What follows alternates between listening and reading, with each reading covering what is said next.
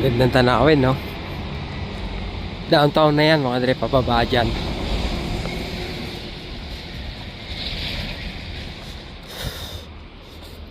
Kung sa likuran ng sasakyan. Nakalimutan ko na kung anong laman neto. Yun. Buti na lang wala. Dinala ko na yung sapatos ko. Kasi next week mga dre, sa high school naman ako. Huwebes ngayon at Biyernes wala kaming pasok.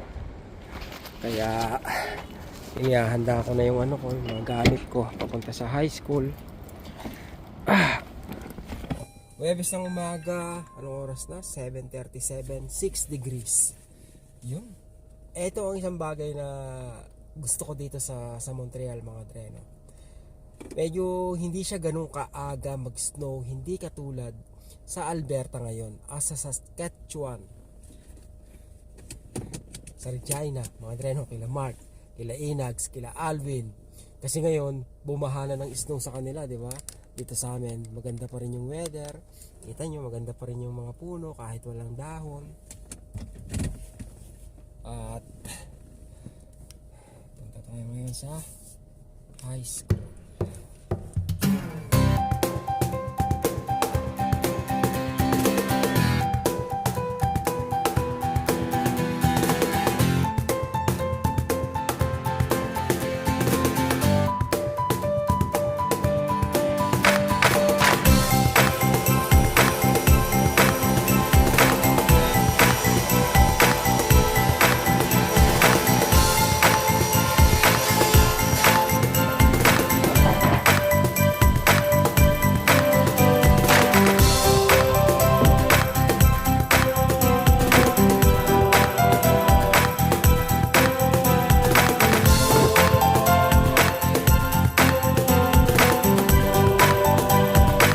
Break time. Ito yung beef na niluto ko sa kamatis, mga dreno. Kamatis, sibuyas, asin, paminta. Madaming kamatis. Tapos pinatuyo ko lang yung kamatis. Ayan na, sarasa na siya ngayon, mga dreno. Nagmamantika, oh. Ako po. Oh gosh.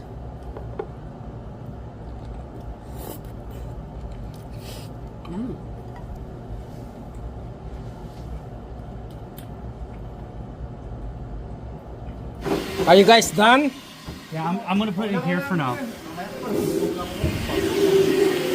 Antayin kita, pare.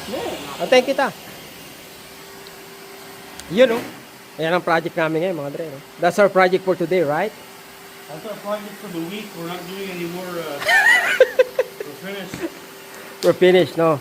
Bukas, mga dre, it's a long weekend. That's why... Oh, gosh. Oras na. OT kami ngayon, eh. 4:10. Even Yeah. next week. We're not doing anything. Shout out po Bigas Velasquez, ganun ako yun. Gusto mo sumama sa vlog? No. Hindi, ako na nga lang, eh. Sasabihin ko, eh. Boss Ray. Oo. Nagkasalubong kami, mga dre, no? Natanong niya ako kung nagpapamasahe daw ba ako. Nagpa-part-time pala siya magmasahe. Ang sarap, mga dre, no? Konti lang sinampulan niya ako sa balikat tsaka sa braso. Para tuloy naisip ko magpabasahe bukas, eh. O kaya sa Sabado. Kasi ang sarap, mga dre, Oo nga, kailangan ko siguro magpamasahe, mga dre, no? Ayun, sabi niya, laki daw ng pinayat ko, ha. Pambira, oh. Parang bigla ko na miss magpamasahe, mga dre, no? Actually, mula nang dumating ako rito, isang beses pa lang naman ako nagpamasahe. Pero may kasama sa insurance yun, mga dre, no? Kaya nga sayang, eh, kasi merong 500 yata kaming allowance kada taon, kada isang tao para sa massage. Iba pa yung Cairo. Ano yun? Ilang mga klase yan, mga dre, no? Basta magkakaiba. Masahe 500, Cairo siguro 500 din.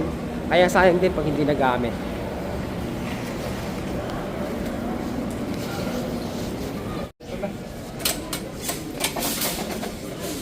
Dito ulit tayo sa Walmart, mga dre.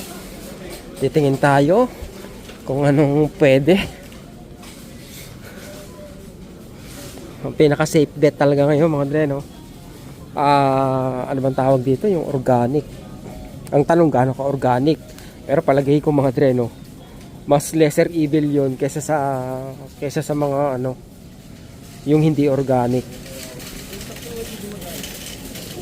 Banana, organic, lahat meron ng ano, organic counterpart eh.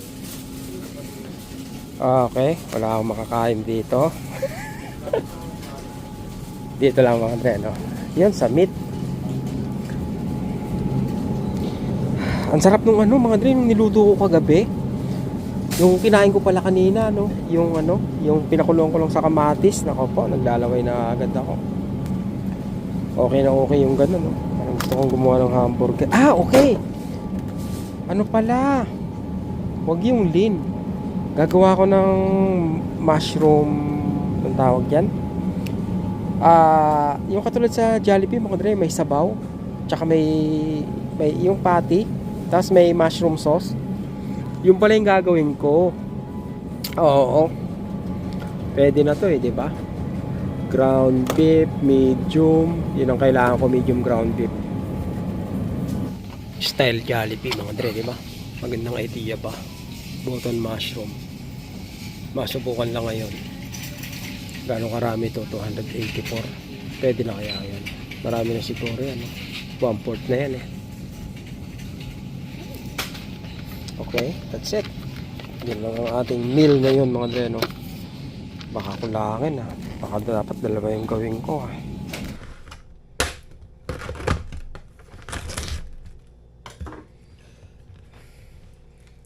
Eto na mga dre, yung ating ano, gagawing anong tawag dyan? Paano ba to? Gagawin nating hamburger mga dre, no? Ano ba yan? Patty. Yan. Huwag masyadong ano, di ba? Huwag masyadong manipis, baka masunog. Ano ba?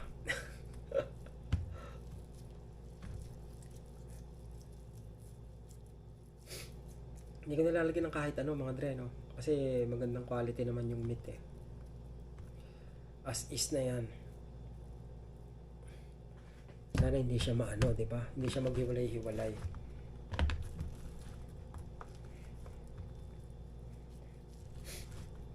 Cooking show muna tayo ngayon mga dre ha.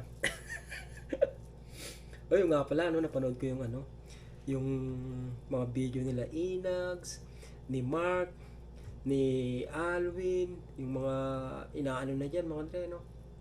Yung sobrang ang lakas ng ano nila, snow.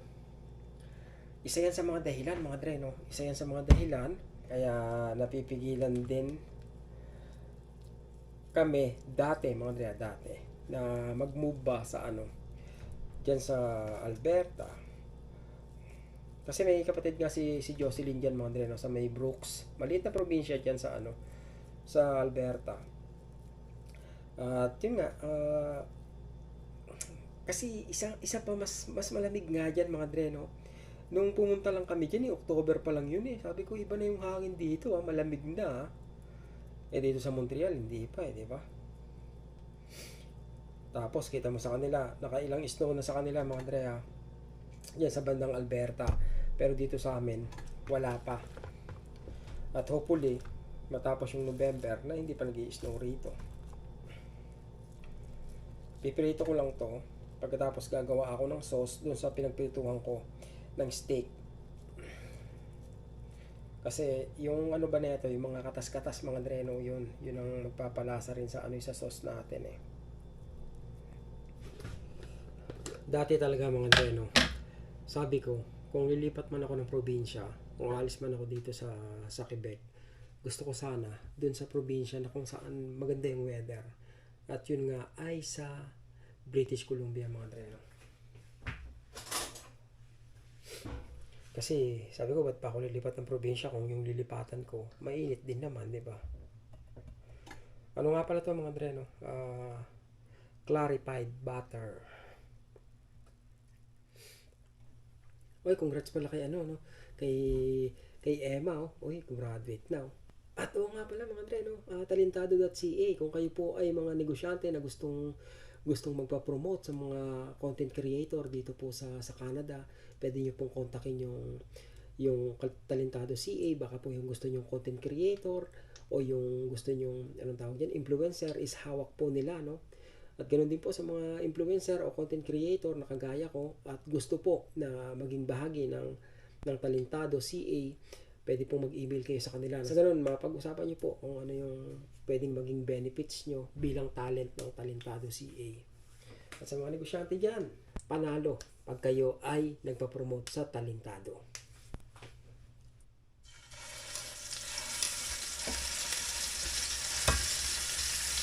Wala tayong nilagay sa dip, ha. Saglit lang yan, ha. Luto na yata, eh. Hindi ako sure, eh. Pero palagay ko luto na yan kasi lulutuin ko pa sa sauce yan, mga dre, no. Kailangan ko lang maging ganyan yan, no. Magkaroon ng crust.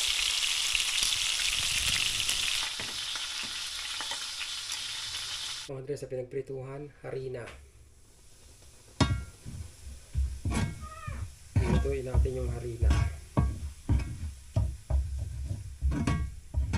Tapos lalagyan natin ng tubig.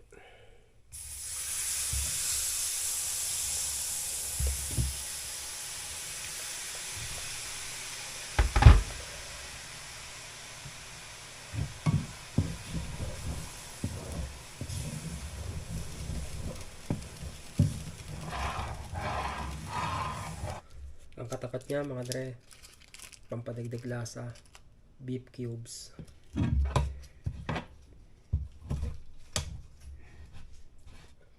Paminta.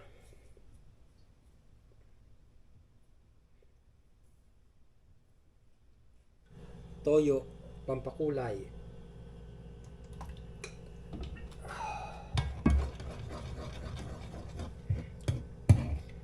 Mushroom.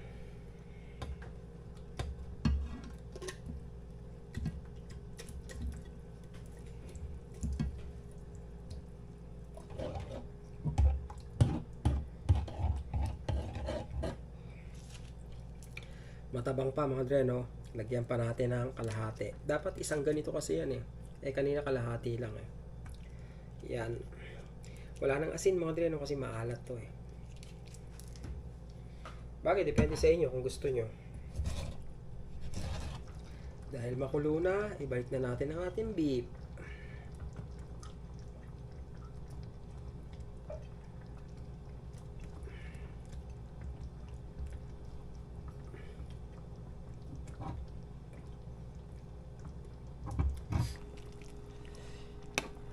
May naalala ba kayo, mga dre?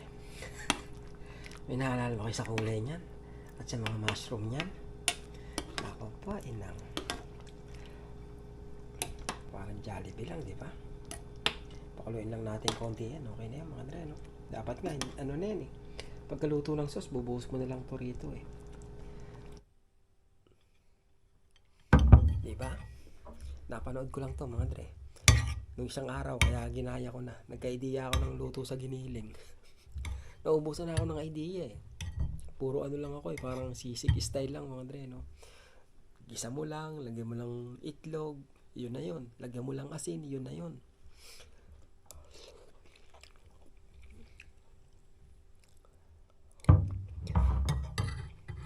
Kasi dito sa amin, mga dre, no? Isang beses ko palang naranasan yung minus 40. Hindi na naulit yon. Ang karaniwan dito, sa kasagsagan ng winter, nasa 20 hanggang, let's say, mataas na yung 26, mga dre, no? Minus 26, ha? Mataas na yon, minus 20, 26. Karaniwan, nasa ano lang, below 20, mga dre, no? Pero ang sabi nila, mas malamig daw yung minus 20 ng Montreal kaysa sa minus 20, sa minus 40 ng Calgary o Alberta, mga dre, no? Gano'ng katotoo? Hindi ako makapaniwala, eh. Kasi, paano mas malamig yung minus 20 sa minus 40? Diba? Eh, kasi nga, umaabot ng ano dyan, eh. Diba? Para pangkaraniwan dyan yung makaranas daw sila ng minus 40 na ilang araw. So, sabi nila, mas malamig dito. Paano? Paano mas malamig dito? Pero yung minus 40, grabe yun mga Dre, no? Talagang ano yun, sobrang delikado na nun. Ano yun, naranasan ko talaga, nako po, saglit ka lang sa labas eh, kahit makapal yung suot mo, talagang tagos eh.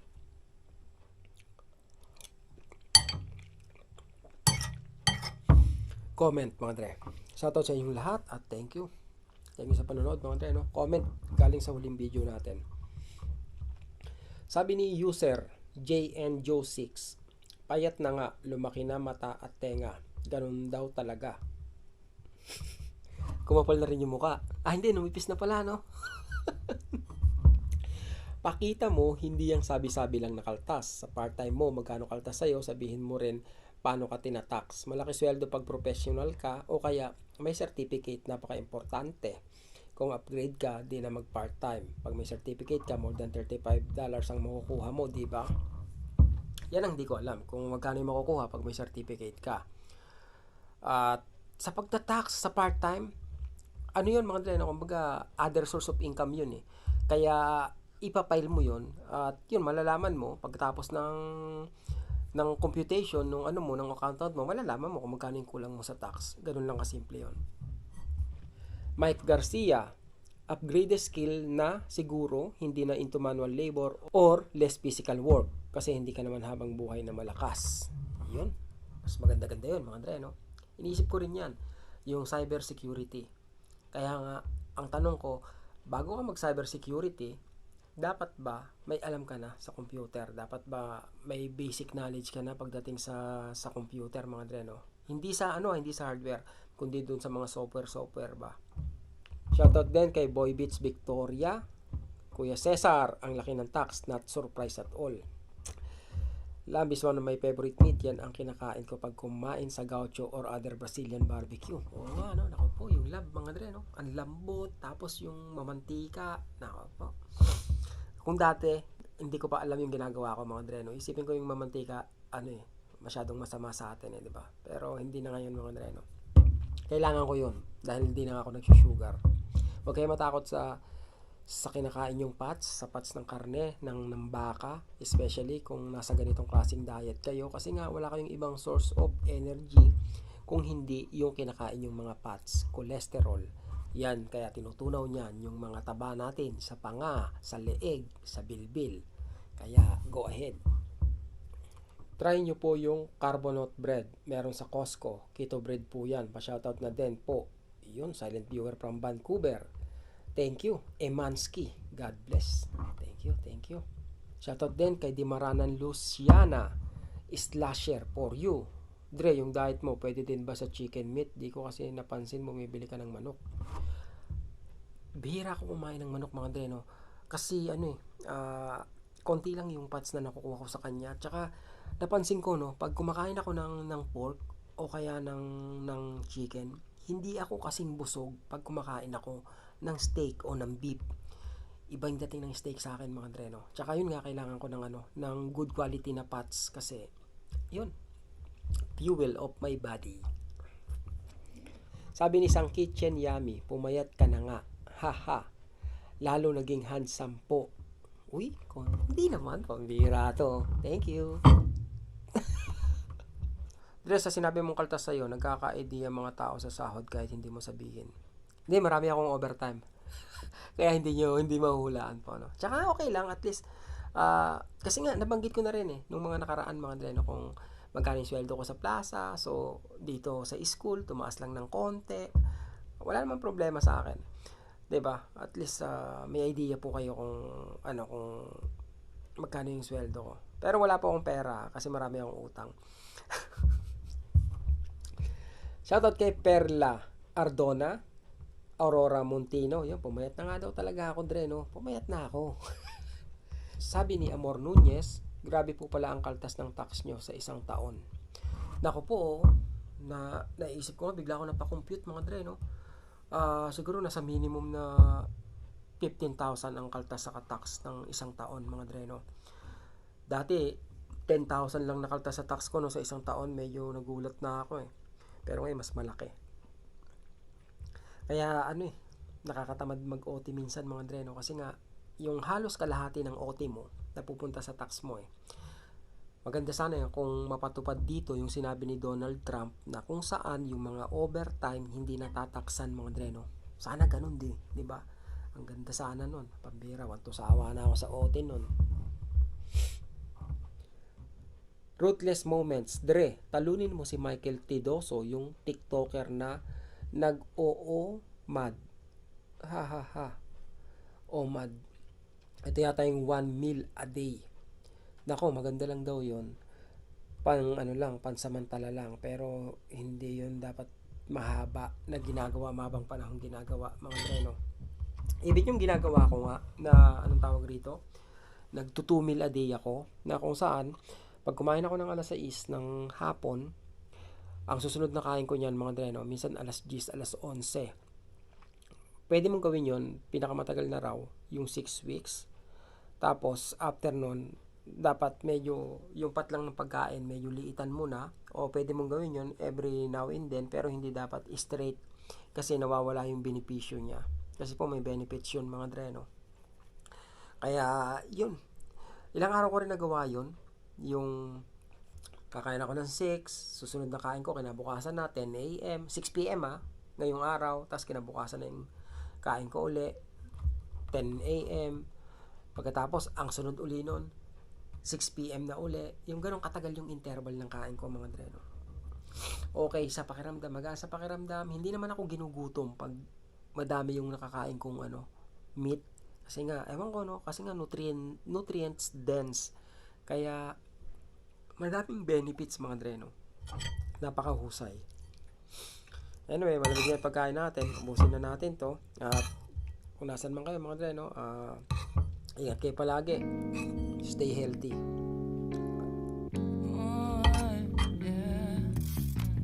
Wait, we don't have to start the day yet.